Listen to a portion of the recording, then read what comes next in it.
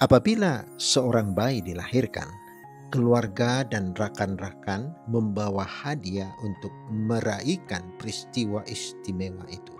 Begitu juga dengan Yesus. Yesus dilahirkan di Bethlehem di tanah Yudea semasa pemerintahan Raja Herodes. Tidak lama kemudian, datanglah beberapa orang ahli ilmu bintang dari timur ke Yerusalem.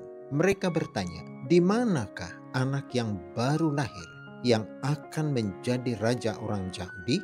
Kami melihat bintangnya muncul di timur, dan kami datang hendak menyembahnya."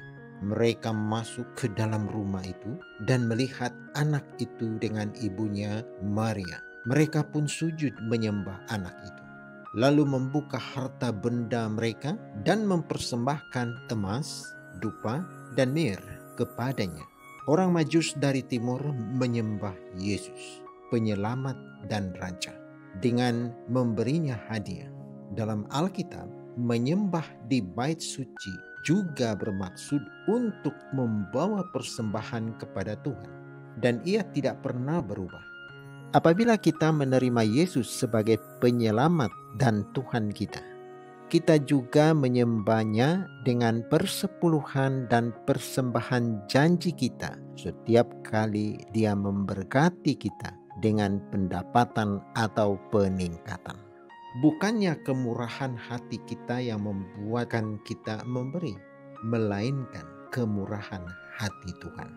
Alkitab mengajarkan bahwa apabila Tuhan memberi kepada kita, Dia memerintahkan kita untuk mengembalikan kepadanya dalam bentuk persepuluhan dan persembahan.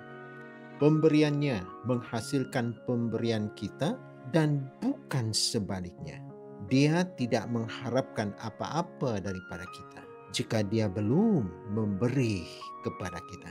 Setiap persepuluhan dan persembahan janji adalah pengisytiharan kesetiaan kepada Tuhan sebagai Raja alam semesta dan iman kepada firman-Nya, di mana Dia mengajar kita.